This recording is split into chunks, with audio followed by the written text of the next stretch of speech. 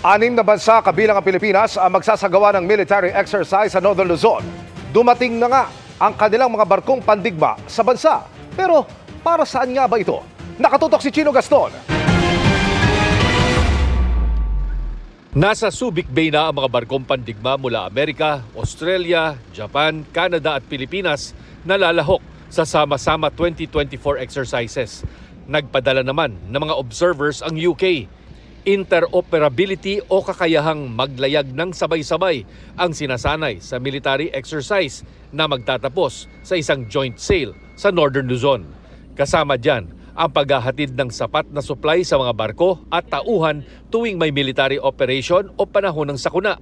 Magagamit ba ang training sa mga resupply mission sa BRP Sierra Madre sa Ayungin Shoal na ilang beses nang hinarang ng China? So we'll execute that as much as possible.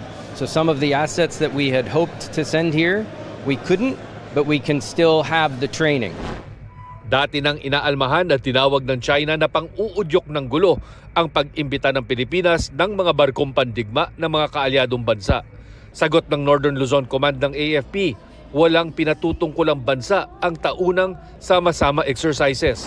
Hindi rin lalapit ang joint sail sa Scarborough Shoal na inaangkin ng China. This is actually a six-nation exercise to develop skills, to develop the different logistic systems so that we could help each other. Everybody's maritime interests are protected. We might not be going out of the territorial seas, but we will conduct it mostly in the northern part of Luzon. Deterrence o ang pagpigil sa anumang tangkang panggigipit o pag-atake ang pangunahing mensahe ng magkakasabay na paglalayag ng mga kaalyadong bansa sa ilalim ng 2024 sama-sama military exercises. Para sa GMA Integrated News, Chino Gaston, nakatutok, 24 oras.